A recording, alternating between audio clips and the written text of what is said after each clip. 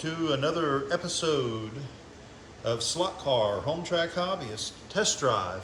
So tonight I got another random selection of different brands of slot cars that I hope you find interesting, that we're going to take a couple of quick laps around the Carrera analog track. So the first car tonight is a very cool car in my opinion, the Lancia Stratos. As a kid, I called it Lancia, but after watching an episode of Jay Leno's Garage, they pronounced it Lancia. So, but this brand is Team Slot, another very cool brand. If you haven't picked up any Team Slot, or if you happen to see some, say on eBay or at a slot car convention, you know, it's a cool brand. They have a lot of unique cars. Well, not funny, but the interesting thing as a kid, when I first saw the Stratos, my first thought, because look at that shape, I thought it was like a sports car, like a street car, you know. But it's a rally car, or that's what its purpose was, and it was very successful rally car. Lancia had a lot of success with rally, so rally fans will know this car very well. But let's see what it can do.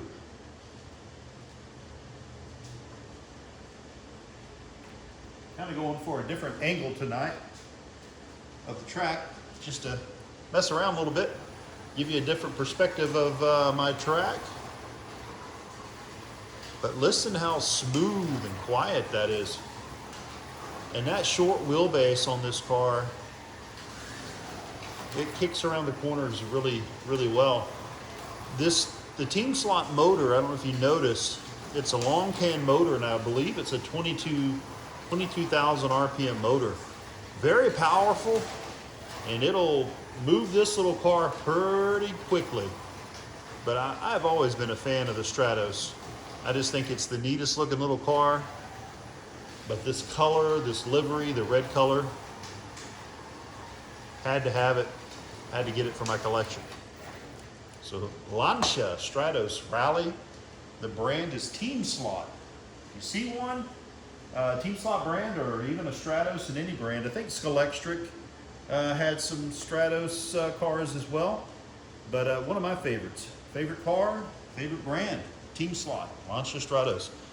Next one, this is Scale Auto. Scale Auto, wow. What can I say about Scale Auto? They have really, really poured it on in recent years.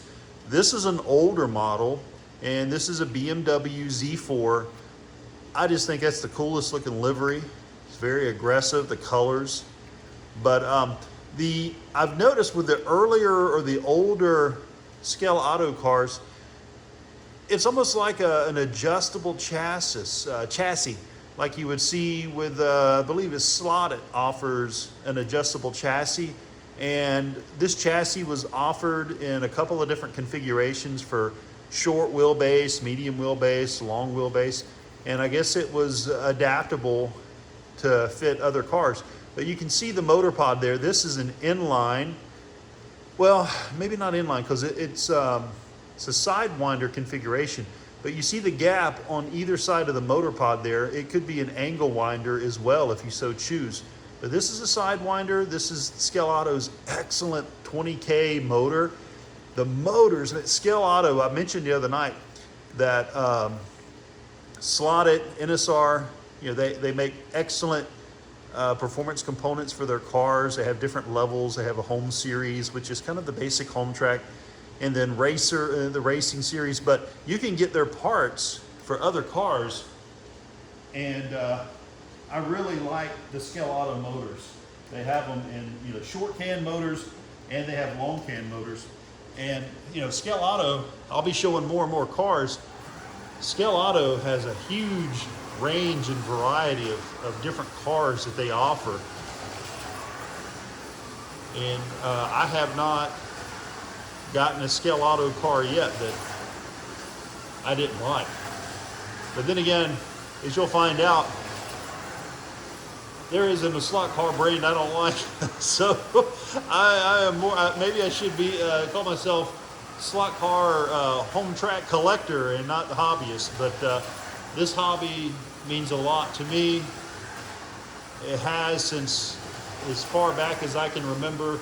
The love of this hobby is rooted from my childhood, the time spent as a very young kid with my older brother and my dad, sitting around my brother's little AFX slot car track, you know, in the mid-late 70s. And every time I pick up a controller, start running a car around the track, you know, I think of my dad, miss my dad. I wish he was here with me, and my brother will be with me from time to time. So I know this hobby means a lot of things to a lot of different people, but for me, it means the world to me for sure, for different reasons. But I enjoy it.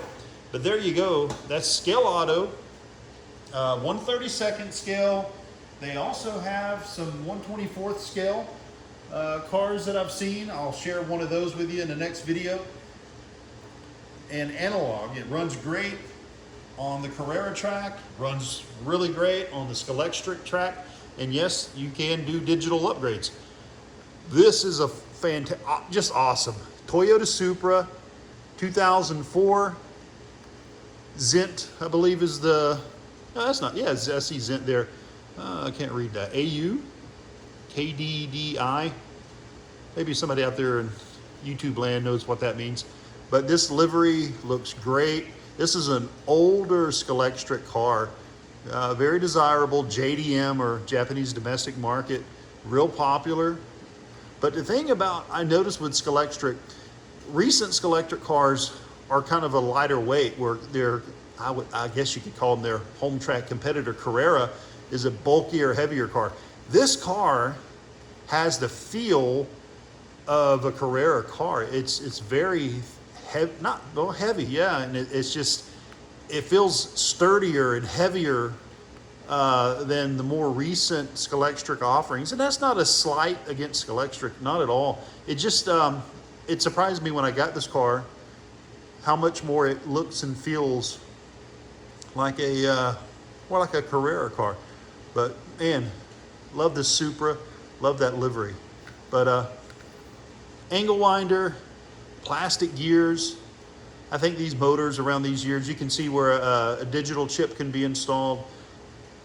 Still, looks like it's still, no, it looks like the back tires have been replaced. Maybe urethane tires, possibly silicone, I'm not sure.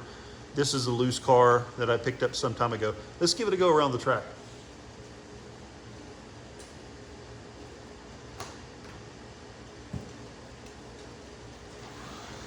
But yeah, Scalextric, that was the first home track 1/32nd scale set that I bought and brought home from the hobby shop years ago.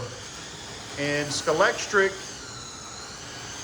forms probably, I'm thinking, the largest amount of cars in my collection. I really like Scalextric. I know they are outshone, you know, in performance and in some quality by other brands. Their prices have gone up in recent years, but you gotta love a Scalextric. You gotta love their history. Scalextric is interesting. It can be a little confusing. You have another brand called SCX, and inside of Spain, Scalextric there's a Hornby, which is UK based, I believe, and then there's a Scalextric Technotoys, which is based out of Spain. But within Spain, what we would call SCX is called Scalextric. And then outside of Spain, those cars are referred to as SCX. So you probably have seen Scalextric cars, and then you've probably seen SCX. They're kind of, I guess you call them cousins. But I have some of both brands, and I'm very fond of both of them. But look at this car, this Scalextric car. No modifications other than the aftermarket tires. They're not new though, they've been on there a while. This car runs great on this Carrera track. And that little bit of a whistle, that little bit of a whine, I kind of like it. I know the goal is to have a smooth, quiet car, but imagine going to a racetrack, you know, and all the cars were whisper quiet, and you just sat there in silence as the cars go around the track. I kind of like a little bit of sound because, you know, you can hear the speed changes of the car, you know. So I don't mind a little bit of noise, a little bit of whine. So, but there you go. Scalextric Toyota Supra 2004. All right, what do we got now? Ooh, looky here. Carrera, McLaren, Can-Am. Oh, does it get any more iconic than this? Can-Am series, Can-American. Man, what some wild racing years we had there. And this is an older Carrera car. Looks like it's got inline motor to a crown gear. And see the magnets there, see the switch to reverse the polarity so you can run clockwise, counterclockwise on the track. This one still has the original tires. Look how wide those tires are. And what a cool car. Looks like, yeah, we have the where you can put in the digital chip there. I haven't done that on one of the older Carrera cars, but I look at the color, look at the detail. Carrera is like Scalextric, your foundation with home tracks. And again, I am a true fan of Carrera and what they offer. Each brand offers something different for the hobbyists, or if you prefer to call it enthusiasts, you know, those that really get competitive and race in different clubs and around, you know, their home, their town, their country, and around the world, you know, as we've seen over at Electric Dreams out in California and different places in the UK. But this car, it's just, I love racing history. And Can-Am of this era, late 70s, mid 70s, man, what a wild ride that was. I mean, McLaren just dominated the Can-Am, you know, until Porsche came along with their turbocharged engines, you know, and then things got a little crazy, but that's a different story. But this McLaren, what a cool car.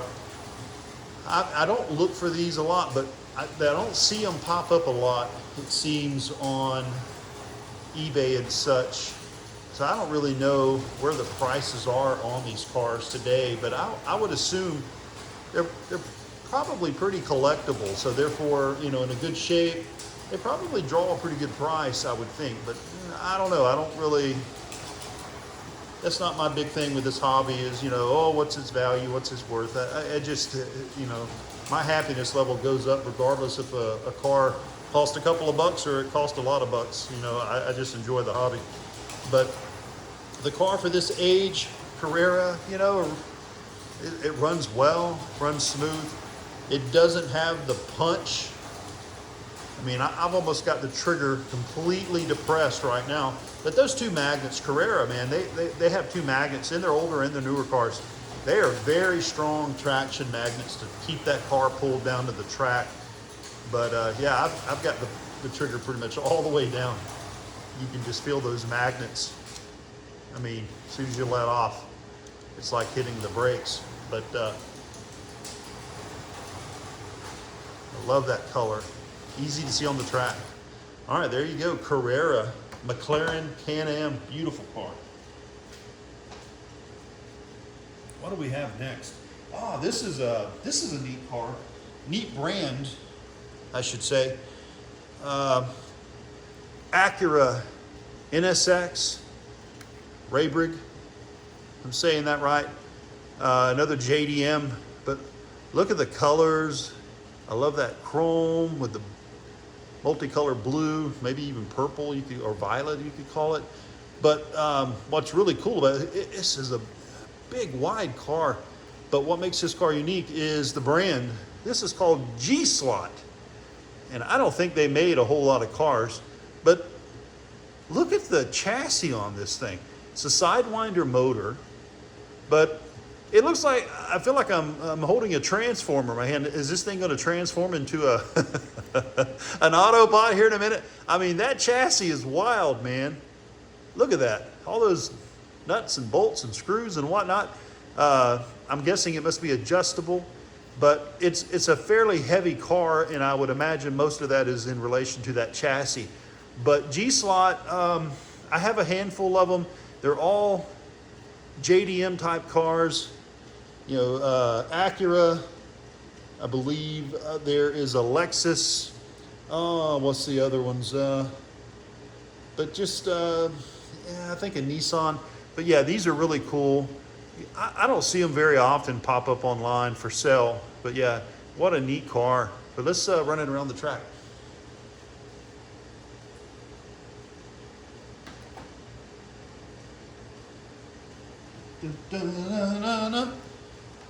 Rock and roll, baby. Yeah, big old tires on this thing. It comes with two set of tires. A set of tires with letters on them, you know, I think that's kind of a show. And then there's another set of tires that comes with the slot car with no lettering on them, which I'm guessing is, you know, performance tires and whatever variation they were trying to achieve. But yeah, this car is heavy. You can, I mean, I don't know if you can hear it, the tire noise on that plastic track, but it moves well. It's got a good response when I squeeze the trigger, but boy, you gotta grit your teeth when you come into that corner because it feels like it's gonna come off the track. But it runs well. It's quiet. The gears, you hear absolutely nothing from the gears. All that noise is just from those big old heavy thick tires and the weight of that chassis being carried by them. But it runs super quiet, super smooth, handles well. I don't recall seeing a magnet in that chassis either. Like I said, I swapped out the back tires and put what I guess are the performance-based tires that, but it handles really well coming in and out of the corners. I don't think it's going to set any track records, but there you go. G-Slot.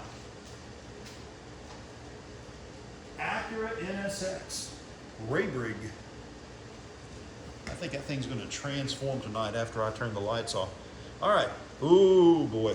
Here comes some good racing history. And a car some people may not know anything about.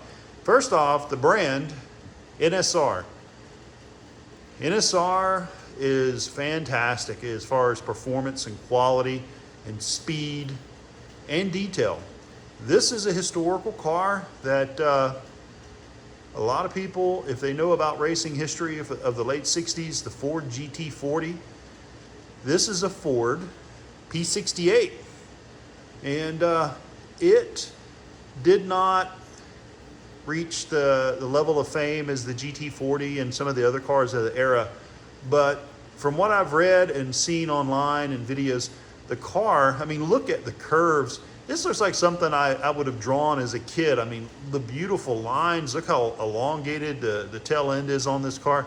But from what I've read and seen, this car had stability issues at high speed and caused wrecks. And I think even some drivers who I've read refused to drive the car. But still a beautiful car.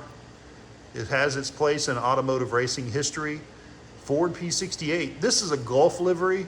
I think this is what is referred to as a fantasy livery, meaning, you know, the Gulf livery is a very popular livery that was put on a lot of cool cars, but I don't think it was ever put on this car. Could be wrong, but it looks good nonetheless. Let's give it a go. This is was a Sidewinder. NSR has both Sidewinder and angle winder configurations in their cars. Usually, though, some of the older ones are 20K, and newer today, I think most are 25K, which they are just blazingly fast. But look and listen to this car. It just, the slightest pull of the squeeze of the trigger, it responds. Some of the other cars, you know, the less expensive cars, you pull that trigger all the way down and it'll move, But, you know, like which car was it? I had the trigger all the way down pretty much the whole time, and you know, it just went. If I pulled the trigger all the way on this car, it's coming off the track. You have to drive this car. So I'm gonna take my time learning and feeling this car. You have to drive these slot cars, especially if you drive them without a traction magnet, you know. But listen to that. This is right out of the box. Wow. Always just super impressed with NSR every time. This car, it feels and gets a little quicker with each lap.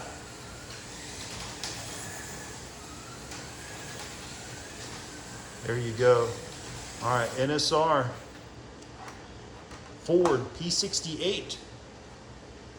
1/32 scale, analog. All right, the last car I have tonight is a cool car. The other night, the fellas on the Aussie Slot Car Show had someone on from this company, BRM.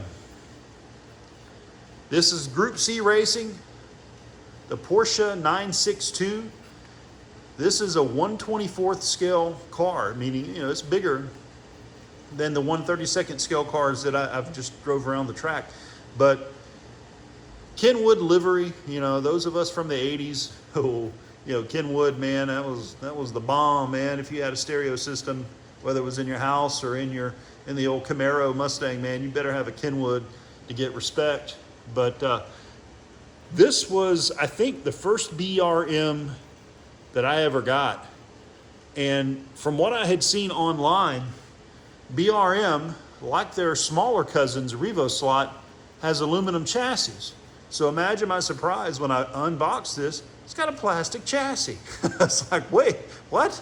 So I'm guessing the earlier BRM cars, this is how they were. They had a plastic chassis. And it's a inline motor configuration. I've run it a few laps. It's very different driving a 1/24 scale car. For me, it is. You know, when you're driving 1/32 scale, it's just, you know, it's so much bigger, and as I like to say, it has a presence on the track. But you know, when you put this down next to, you know, that 1/32 scale right there, that NSR that I just raced, I mean, look at this. You know, it's quite the difference. Big difference. Bear with me as I mess with my camera here. But it's a very big car. But yeah, let's give it a lap or two around the track. There we go. There we go. That'll work. Bump the camera, James. That's the way you do it, man. All right. BRM 1/24 scale Porsche 962 Group C. Woo! Oh, listen to that gear. I need to adjust that gear. Oh, I'm already kicking it around. It is a big car, man. But that's the, I guess to say, the added advantage of a Carrera track. It can accommodate 1/24 scale cars. And on my track, it makes my track look too small. And I imagine maybe it is. Maybe you need a much larger layout to really run 1/24. But Scalextric track, I don't think it's wide enough to put two 1/24 scale cars side by side. Man, that gear, whoo. I haven't done anything. You know, this was a kit. You had to assemble it, put the motor in the chassis, everything. It wasn't hard. It was actually pretty easy. But I haven't done any tuning, as we call it, you know, for alignment and stuff. Just a little grease on the gear, on the crown gear, a little oil on the bushings and the axle. It's not a very powerful motor. The chassis, the plastic chassis, was actually pretty heavy. The body is very light. Oh, and there she goes. All right. Kind of kicked it off the corner over there. And that, folks, will end tonight's slot car test drive. I hope you enjoyed it. I hope, more importantly, that you're enjoying the hobby and forgetting your troubles for a little while, having some fun. That's what it's all about. But until next time, I hope you like it. And if you feel so inclined, subscribe. Have a good night.